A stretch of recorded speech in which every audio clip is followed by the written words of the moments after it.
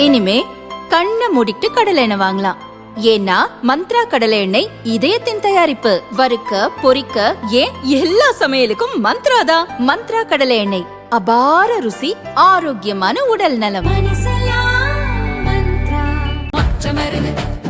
மக்களாட்சி வருது.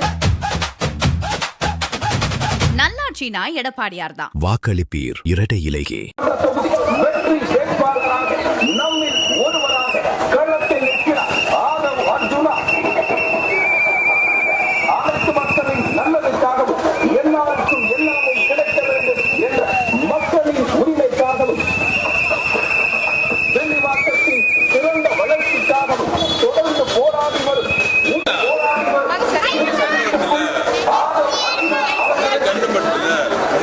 வில்லிவாக்கம் தொகுதியின் தமிழக வெற்றி கழகத்தின் வேட்பாளர் ஆதவர்ஜன் நம்முடன் இருக்கிறார். அவரிடம் சில கேள்விகளை முன்வைப்போம். விஜயனுடைய சொல்லியிருந்தீங்க, வெளியில் வந்தாருன்னா அவரை கட்டுப்படுத்த முடியாது அப்படின்னு. நேற்று பார்த்தோம் திருப்பூர், அதுக்கு முன்னாடி திருநெல்வேலி. இதெல்லாம் ஓட்டா மாறுமா? தொடர்ந்து போராடி வரும் 50 வருஷ கட்சி, 50 வருஷ அரசியல்வாதியாக இருக்கக்கூடிய திரு மு க ஸ்டாலின் அவர்கள் பிரச்சாரம் பண்ணுறாரு. ஆனால் மக்கள்கிட்டேருந்து ஒரு 10 பேர் கூட வரவேற்பு கிடையாது. ஆனால் அவருக்கு 21 மிகப்பெரிய வரவேற்பு இருந்துச்சு. ஆட்சி மாற்றத்தை உருவாக்குவார் அப்படின்னு. ஜெயலலிதா அம்மாவுக்கு அப்புறம் ஏற்படுத்த வெற்றிடம் அவர் தேர்ந்தெடுக்க வச்சுச்சு.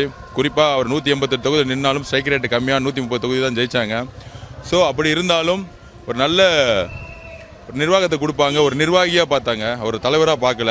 ஆனால் நிர்வாகம் டோட்டலாக ஃபெயிலியர் ஆயிடுச்சு. ஸோ இதை கேட்குறதுக்கு தான் தமிழ் வெற்றி கழகம் உருவாச்சு. தலைவர் அவர்களுடைய பிரச்சாரத்தை முடக்கிறதுக்காக SOP போட்டாங்க.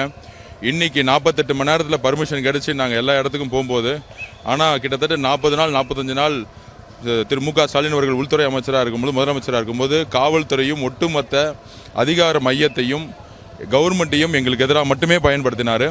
ஸோ இன்றைக்கி அதோடைய ஒரு மக்களுடைய உணர்ச்சி பிம்பம் தான் அவர் மக்களை சந்திக்கும் பொழுது லட்சக்கணக்கான மக்கள் காவல்துறையை கண்ட்ரோல் பண்ண முடியாத அளவுக்கு இன்றைக்கி அந்த அளவுக்கு ஒரு மிகப்பெரிய ஒரு அலை. இதை நாங்கள் குடும்ப அலைன்னு சொல்லுவோம். பெண்களும் இளைஞர்களும் சேர்ந்து இந்த ஒரு மிகப்பெரிய நம்பிக்கையை உருவாக்கிட்டு இருக்காங்க.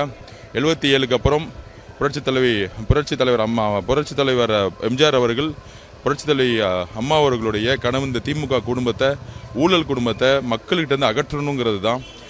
திமுகவை ஆரம்பித்த அண்ணாதுரை ஒரு குறிக்கோளுக்காக ஆரம்பித்தார், சமூக நீதிக்காக ஆரம்பித்தார். ஆனால் இன்றைக்கி இருந்த குடும்பம் மு க ஸ்டாலின் அவர்களுடைய முன்னாடி கலைஞர் டைமில் 10 குடும்பம் எல்லா டிபார்ட்மெண்ட்டையும் கண்ட்ரோல் பண்ணிட்டு இருந்துச்சு, ஊழல் பண்ணிட்டு இருந்துச்சு. இன்றைக்கி ஒரே குடும்பமாக மாற்றி வச்சிருக்காரு. அதுதான் அவருடைய சாதனை. திரு சபரீஷன் அவர்கள் 32 டிபார்ட்மெண்ட்டையும் கண்ட்ரோல் பண்ணி ஊழல் மட்டுமே செய்கிறாரு. உதயநிதி அவர்கள் அரசியலோட முகம்னு சொல்லிட்டு அரசியலே தெரியாமல் எதிர்கட்சியாக இருக்கும்போது எந்த போராட்டத்துக்கும் வந்ததில்லை, எந்த வேலையும் செஞ்சதில்லை. அவர் MLA எதிர்கட்சியாக இருக்கும்போது சொன்னார், என் குடும்பத்திலேருந்து பையனோ மருமகனோ வரமாட்டான்னு சொன்னார். பேட்டி கொடுக்க லாஸ்ட் பேட்டி கூட. ஆனால் வந்த பிறகு பையனை ஒரே வருஷத்தில் டெப்டி சிஎம் ஆக்கினார். இப்போ 24 எப்படியாச்சும் ஜெயிச்சு 27 ஒரு முதலமைச்சர் ஆக்கிறது மட்டும்தான் இந்த குடும்பத்தோடைய குறிக்கோள்.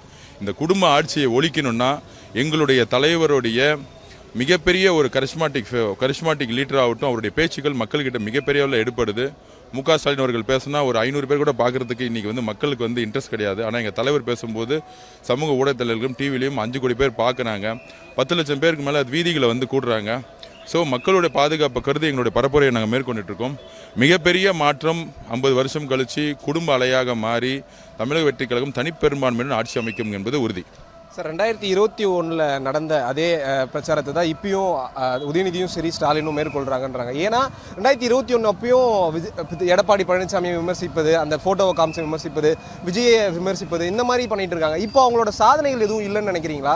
அப்போ பண்ண அதே யுக்தியை இப்பயும் கையாளுறாங்கன்னு நினைக்கிறீங்களா? இதுதான் திமுகவுடைய சோதனை காலகட்டம். இதுக்கு மேலே ஒரு 4ஆம் தலைமுறை அழிவை நோக்கி போடுறது. எப்பயுமே ஒரு 4ஆம் தலை அழிவை நோக்கி தான் போவோம். பேரறிஞர் அண்ணா அவர்கள் கட்சி எதுக்காக தொடங்கினார்? சமூக நீதிக்காக தொடங்கினார். ஒரு ஏழ்மையான இருக்கவங்க ஆட்சிக்கு அதிகாரத்துக்கு வரலான்னு தொடங்கினாங்க. ஆனால் இன்றைக்கி இருக்கக்கூடிய அதிகாரத்தில் இருக்கவங்க ஒன்று அமைச்சரோட பையனாக இருக்கணும், இல்லை அந்த குடும்பத்துக்குடைய விசுவாசியாக பினாமியாக இருக்கணும். இவங்க தான் அதிகாரத்துக்கு அவங்க MLA சீட்டு கொடுத்துருக்காங்க. ஏன் அண்ணா நகர் தொகுதியில் திரு கார்த்தி அவர்கள் அரசியலுக்கு சம்மந்தமே கிடையாது. இவரைக்கும் எந்த மேடையிலையோ எந்த பொது பிரச்சனையிலையோ பேசினதில்லை. திரு சபரீஷன் அவர்களுடைய வலதுகரமாக பணியை எல்லா டிபார்ட்மெண்ட்லேருந்து பணியை ஒரு பணத்தை கலெக்ஷன் பண்ணக்கூடிய ஒரு கலெக்ஷன் ஏஜென்ட் அவர். அப்படி இருக்கும்போது ஒரு பினாமிகளை எடுத்துகிட்டு வந்து வேட்பாளர்களை போடக்கூடிய அவலநிலை தான் நடந்துட்டு இருக்கு. ஒரு எம்எல்ஏவோட பையங்கிற தகுதி தவிர இங்கே வேட்பாளர்கள் திமுக கிடையவே கிடையாது. ஒரு சாமானியர்கள் அதிகாரத்துக்கு வரணும்னு அண்ணா தொடங்கினார். ஆனால் இன்னைக்கு திரு உதயநிதி ஸ்டாலினுடைய பரப்புரை பார்த்தீங்கன்னா எந்த விதமான அறிவுபூர்வமான பரப்புரையே கிடையாது. கிட்டத்தட்ட 5 வருஷம் வந்து டெப்டி சிஎம்மாக இருந்திருக்கிறாரு. எத்தனை ஸ்கீம்ஸ் கொண்டு வந்தோம், ஸ்பெஷல் ஸ்கீம்ஸில் வந்து அவர் டெப்டி சிஎம்மாக இருந்திருக்கிறாரு. என்ன ஸ்கீம்ஸ் கொண்டு வந்தோம், நம்ம மக்களுக்கு என்ன செஞ்சுருக்கோம், இதெல்லாம் சொல்கிறதுக்கு எந்த பரப்புரையும் இல்லை. மற்றவர்களை கேலி செய்கிறதும் கிண்டல் செய்கிறதும் அரசியலை தவிர உதயநிதி ஸ்டாலின் அவர்களுக்கு எந்த விதமான அறிவு ஞானம் கிடையவே கிடையாது. இதுதான் நாங்கள் ஆரம்பத்திலிருந்து பதிவு பண்ண முடியும். எப்பயுமே மக்களுடைய அடித்தளத்திலிருந்து வந்தவங்க, மக்களுடைய உணர்வுகளை இருந்து வந்த மட்டும்தான் தலைவர் ஆகணும். இந்த மாதிரி நெப்போட்டிசத்தில் வரவங்கனால ஊழலை மட்டுமே உருவாக்க முடியுமே தவிர மக்களுடைய உணர்ச்சிகளை வந்து அவங்க எப்பயுமே பங்கு பெற முடியாது. மக்களுடைய உணர்வுகள் புரியாதனால தான் மக்களுக்கு என்ன செய்யணுங்கிற உணர்வு அவருக்கு கிடையாது. சசிகலா அம்மா காலில் விழுந்தது வந்து அந்த கட்சியோடைய பொதுச் செயலாளர் இருக்கும்போது விழுந்தாங்க. இதே மாதிரி கலைஞர் கருணாநிதி ஐயா வந்து முதலமைச்சராக இருக்கும் பொழுது எத்தனை அமைச்சர்கள் காலில் விழுந்து அமைச்சர்கள் ஆயிருக்காங்க. அதை வந்து இப்போ கிண்டல் செய்ய முடியுமா? ஸோ இந்த மாதிரியான ஒரு பிரச்சாரங்கிறது எங்கன்னா திமுகவுடைய உளவியல் என்னன்னா பெண்களை வந்து கொச்சப்படுத்துறது. ஒரு பெண் காலில் விழுந்தா ஒரு பெண்ணுக்கிட்ட விழுலாமா? ஏன் ஆணும் பெண்ணும் சமம் தானே?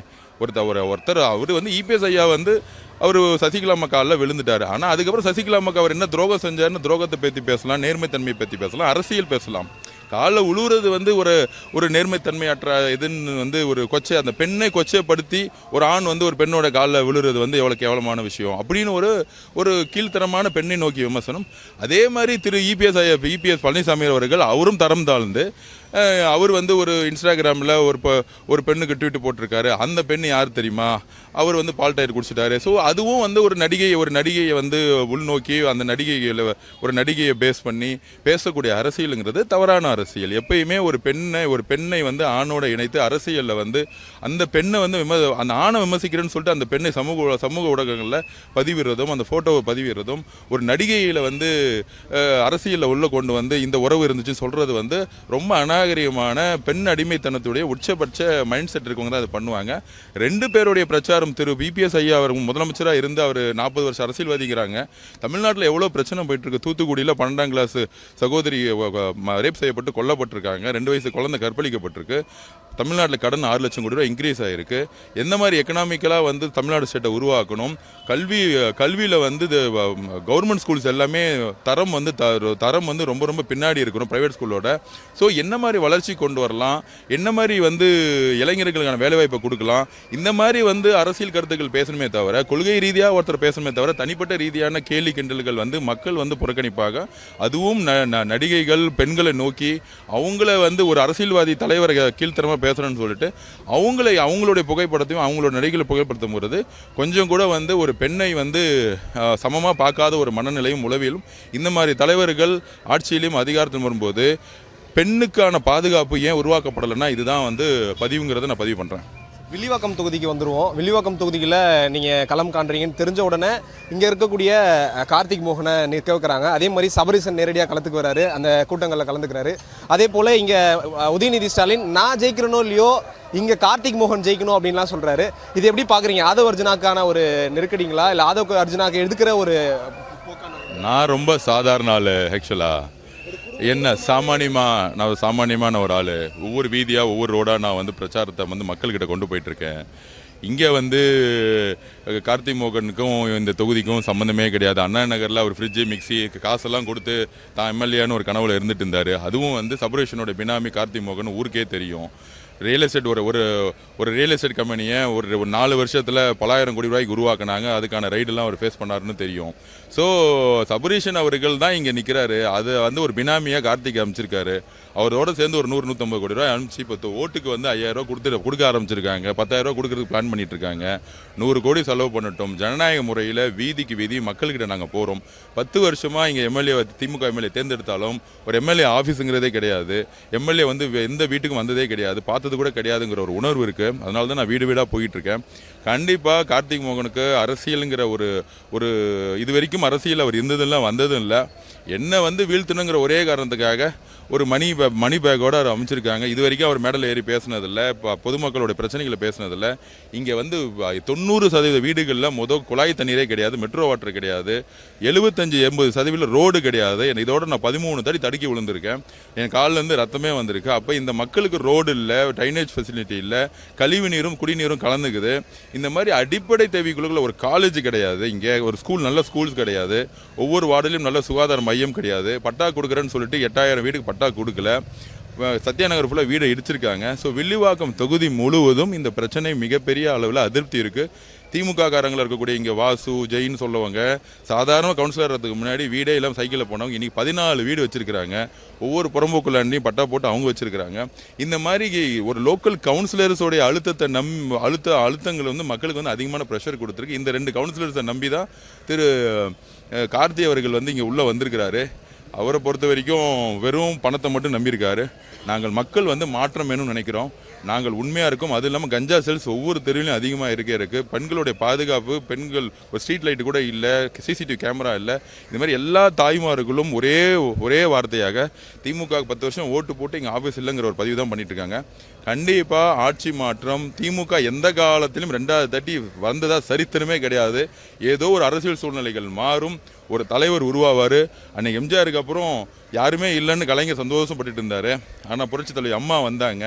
அது மாதிரி புரட்சி தலைவி அம்மாவுக்கு அப்புறம் யாருமே இல்லை, இனிமேட்டு எங்கள் குடும்பம் தான், இனிமேட்டு உதயநிதி, அடுத்தது இன்பநிதி இப்படின்னு ஒரு பெரிய கனவோடு வந்து அவங்க இருந்தாங்க அரசியல் வாழ்க்கையில். ஆனால் ஒரு மாபெரும் தலைவராக, ஒரு கரிஷ்மாட்டிக் லீடராக, மக்கள் நம்பக்கூடிய தலைவராக திரு விஜய், எங்களோட தலைவர் விஜய் அவர்கள் ஆட்சி மாற்றத்தையும் மக்களுடைய பிரச்சாரம் மூலிமா தன்னுடைய பேச்சு மூலிமா நம்பிக்கையும் அன்பும் உருவாக்கும் பொழுது அதுக்கான பயத்தை அவங்க உருவாக்கியிருக்காங்க. கண்டிப்பாக ஆட்சி மாற்றம் உறுதியாக இருக்கும். திமுக அவங்க சொல்கிறாங்களே 200, 100, 150 கிடையவே கிடையாது. மிகப்பெரிய தோல்வி 2011 மாதிரி ஏற்படும். ஒரே ஒரு கேள்வி சார், ஜனநாயகன் திரைப்படத்தை பற்றி கேட்கும் போதும் முதலமைச்சர் சொல்கிறாரு, அதை பற்றி எனக்கு கருத்து சொல்ல விரும்புகிறேன். விஜய் பற்றி கேள்வி கேட்கும் போதும் நோ கமெண்ட்ஸ் இந்த மாதிரி சொல்கிறாரு. எப்படி பார்க்குறீங்க அந்த ரியாக்ஷன்? எப்படி பார்க்குறீங்க? நீங்கள் பார்த்துருப்பீங்க. அவங்க குடும்பத்தோடைய ஒரே ஃபார்முலா தான். உங்களுக்கு வந்து ஜெயலலிதா அம்மா அரசியல் வரும்போது கருணாநிதி ஐயா வந்து ஜெயலலிதா அம்மா பற்றி பேசியிருக்கவே மாட்டார். அரசியல் வரலாற்றை படிச்சிங்கன்னா தெரியும்.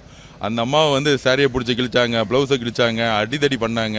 அப்போ கூட நாங்கள் எதுவும் பண்ணலன்னு சொல்லிட்டு பொய்யா பிரச்சாரம் பண்ணியிருந்தாங்க. ஸோ மக்கள் அந்த அம்மாவை அக்செப்ட் பண்ணி ஒரு ஸ்ட்ராங்கான ஒரு தலைவராக அந்த அம்மாவை வந்து ஒரு தலைவியாக உருவாக்குனாங்க.